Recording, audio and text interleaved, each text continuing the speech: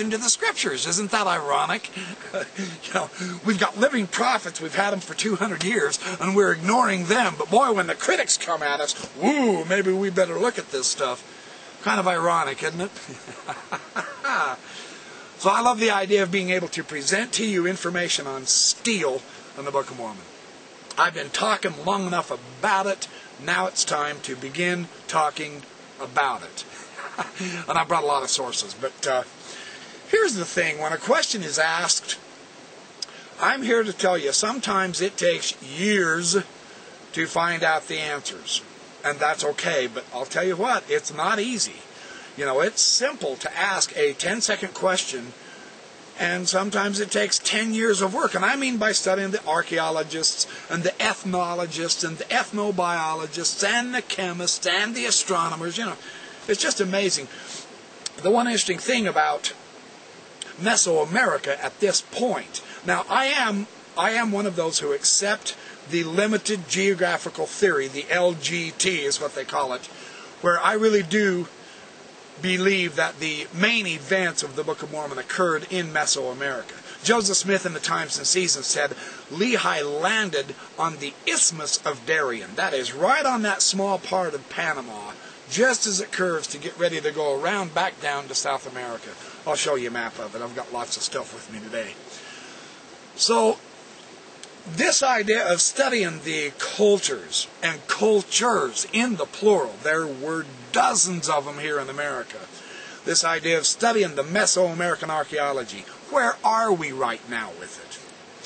Dr. John L. Lund says that we've only excavated 2% of the Mesoamerican sites. 2%. That's all we've gotten done so far. And now excavating doesn't necessarily imply understanding either. See, this is the other really wild thing. Do we understand what we've excavated? It's one thing to dig up a ruin. You yank all the forest and cut all the forest away from some of these magnificent temples. It takes you 10 years just to figure out who belonged there, what it is. It takes time to understand it within its own context and then into the larger geographical area. Just because you excavate something doesn't mean all of a sudden you understand it. You don't excavate a temple and say, see, there's no proof of the Book of Mormon. There's nothing here. The same day. That's just not how it works. So I'm going to share with you some of the sources that I have on Mesoamerica and show you what the implication is for studying the Book of Mormon as a Mesoamerican codex, as John Sorensen has so aptly noted, and so on and so forth. So anyway, let me get situated. I've got a lot of sources I want to show you, and I'll try to figure out someplace around here to sit. I don't know. Maybe I'll just stand among those trees right there and go from there. This is amateur hour, people. Get used to it. All right. Here I am in this beautiful camp spot. When critics are asking us questions, and they are disagreeing at this point with the Book of Mormon being a Mesoamerican setting, and my suspicion, and of course this is Conspiracy Theory 101, my suspicion is because there are so many geographical fits with it. Now, Joseph L. Allen and John L. Lund and John Sorensen and John E. Clark, there's beginning to get a group of scholars together who travel down there.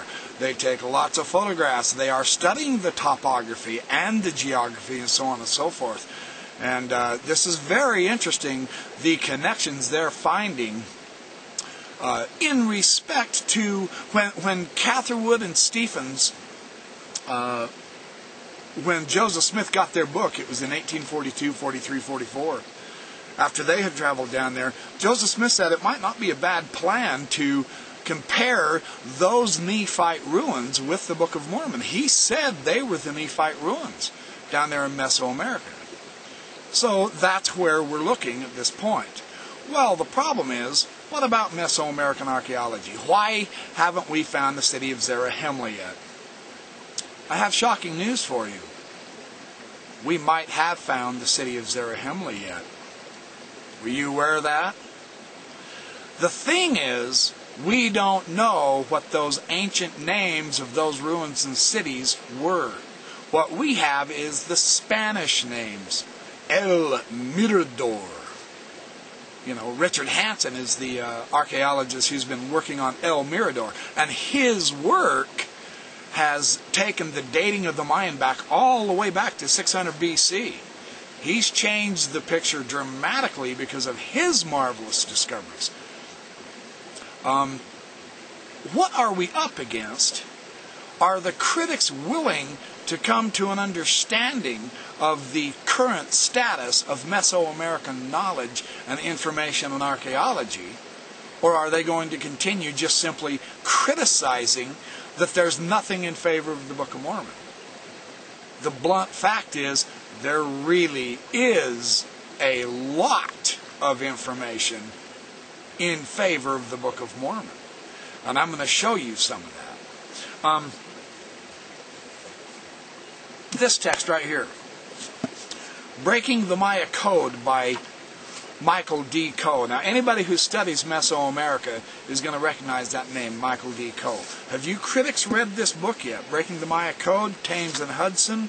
It is a 1992 book where he discusses the situation about the discovery of how to translate the Maya glyphs. You know, that wasn't until 1989. You know, anybody who's read this book simply has no right to say Mesoamerican archaeology proves the Book of Mormon false. You wouldn't do that. You wouldn't be able to do that rationally, because Michael Coe shows you some of the very interesting implications about the glyphs, about translating Mayan information. And up to 1989 now, this is within most of our lifetimes, everything done before 1989 is completely out of date, because it was all assumed incorrectly that we understood the Mayan culture, the politics, the religion, the philosophy, their way of life. None of it. Pretty much all of it is having to be redone now. Were you aware of that? Michael D. Coe shows that. So when you say, well, by now we ought to have found something in favor of the Book of Mormon, we're just starting. And what we had started for the last 150 years is now being completely rewritten. We were wrong about it. That's sobering, you know.